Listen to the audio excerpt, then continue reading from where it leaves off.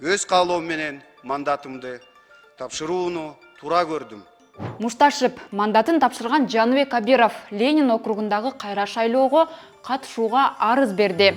Эми анын шайлоого катышуу арызы мыйзамга туура келеби, жокпу Борбордук шайлоо комиссиясынын жумушчу тобу карап, жыйынтык чыгарат. Негизи эле жосунсуз жоругу менен мандат тапшырып, миллиондогон чыгымдарга себепчи болгон Абировдун кайра шайлоого катышууга укугу барбы? Мыйзамда кандай көрсөтүлгөн? Азыр айтып берем. Атым Асель, саламатсызбы? Бишкектеги ресторандардын биринде мушташ чыгып, ага ошол кездеги жогорку кеңештин депутаты Жаныбек Абиров катышканы белгилүү болгон.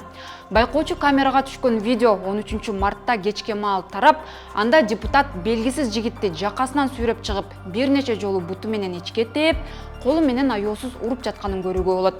Ошол жерде 10го жакын киши депутатка жардамга келип, алар дагы эки жигитти сабаган. Ошентип депутаттан катуу таяк жеген ресторанын күзөтчүсү милицияга арыз менен кайрылган. Бул окуя президентке чейин жетип, Садыр Жапаров эки тараптуу иликтөө жүргүзүүнү тапшырган эле. Жыйынтыгында Абиров өзү сабаган жарандан жана анын апасынан кечирим сурап, мындан ары депутат болууга моралдык укугу жок экенин билдирип, арызын жазып, мандатын тапшырган эле. Жалпы мамлекеттин, анын ичинде жогорку кеңештин аброюна шек келтирбей, комиссия мүчөлөрүн жана жалпы парламентти ыңгайсыз абалга калтырбай, өз каалоом менен мандатымды тапшырууну туура көрдүм. Тилекке каршы болуп өткөн окуядан кийин Кыргыз Республикасынын жогорку кеңешинин депутаттын кызматын мындан ары аркылуу моралдык баалуулуктарга каршы келип калмак. Ошентип моралдык укугум жок деп мандаттан баш тарткан Жаныбек Абировдун 3 айдан кийин кайрадан моралдык укугу пайда болду деген суроо жаралат. Анткени ал 28 июлда кайра шайлоого катышуу арызын берип, кайрадан депутат болууга ниеттенүүдө. Аны Борбордук шайлоо комиссиясынын сайтындагы талапкерлердин алдын ала тизмесинен да көрүүгө болот. Абиров мындай кадамын колдоочуларымдын суранычы жана талабы деп түшүндүрдү. Анткени менен Абировдун кайра мандат алгысы келгени коомчулукта кызуу талкуу жаратты. Көпчүлүк аны шайлоолорго кеткен чыгымдарга айыптап, анын кайрадан депутат болууга моралдык укугу жок экенин белгилеп жатат.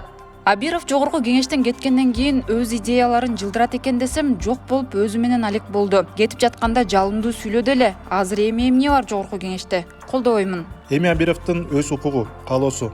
Бирок жонсуз жоругу менен депутаттыктан кетип, миллиондогон чыгымдарга себепчи болуп, анан кайра талапкерлигин койгонун туура көрө албадым. Моралдык жактан эркекче тарс тапшырып кетти, болду да эми. Жогорку кеңеш Абировдун ашканасы эмес, каалаганда кирип чыга турган. Кеттим дегенден кийин кетиш керек. ТЭЦтин көмүрүн камсыз кылып эле отура берсе болмок, же акчасы болсо эле баары боло береби? Ушуга окшогон депутаттардын айынан жогорку кеңештин аброю түшүп калган. БШК шайлоо деген институттун ашмалтайын чыгарып, талпак кылдыңар. Силер уюштурган шайлоого эл ишенбек турсун, барбай калган. Колунда барлардын колунда оюн, рулетка. Миллиондогон акча коротуп улам шайлоо уюштура бергендей. Биз телегей тегиз бай өлкөбүзбү? Өлкөбүздө баалуу бир неме калабы? Бош мандаттын пайда болушуна жана 2 жолу бюджеттен акча кетип, шайлоо өтүшүнө Абировдун өзүнүн арызы себеп болгон. Ошондуктан ал бул орунга ат салышууга моралдык да укугу болбошу керек экенин Борбордук шайлоо комиссиясынын мүчөсү Акбалык Жумалиева Медиа Хабка айтып берди. Мыйзамда биздин азыр шайлоо Кыргыз Республикасынын президентин жана Кыргыз Республикасынын жогорку кеңешинин депутаттарын шайлоо жөнүндө конституциялык мыйзам бар да. Мыйзамдын 30 беленесинде көрсөтүлгөн, эгерде кайсы бир ким күнөөлүү болуп, ошол кимдин негизинде жанагы бош мандат пайда болуп, кайра шайлоо өткөрүлүп атса, ошол жаран кайра шайлоого катыша албайт деген берене бар да. Бирок аны биздикилер башка кээрки эмелер талкалап кеткенде, аны башкача талкалап кетип атышат ал мыйзамдычы.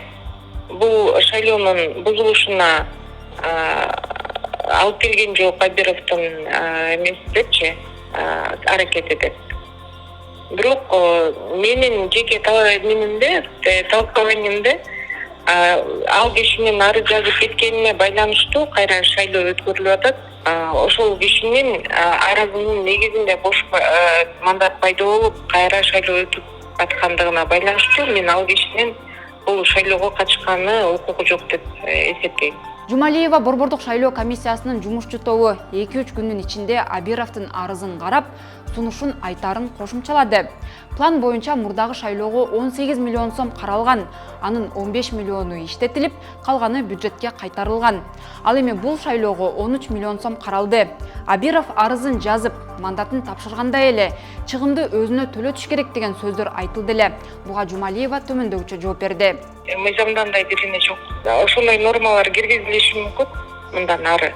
Бизде мурда мындай нерсе болбогон үчүн ал мыйзамга киргизилбей калганда, ким күнөөлүү болсо кайра шайлоонун өткөрүлүшүнө ошол чыгымды төлөсүн деген норма кириши мүмкүн, бирок азыр ал артта иштебейт да кирген күндө дагы. Бул округда кайра шайлоо 28 майда өткөн, бирок миллиондор корогон шайлоонун жыйынтыгы жараксыз деп табылган. Ага эң көп добуш алган Дамира Ниязалиева менен Улан Сариевдин каттоосу жокко чыкканы себеп болгон.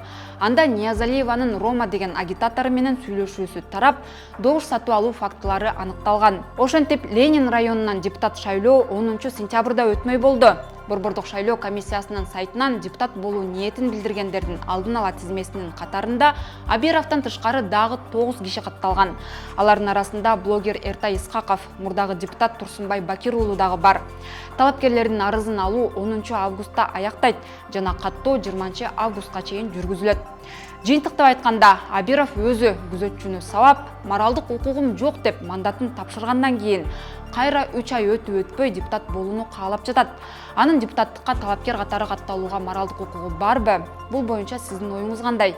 Пикириңизди жазыңыз, видеону бөлүшүп лайк басыңыз. Атым Асель, аман туруңуз.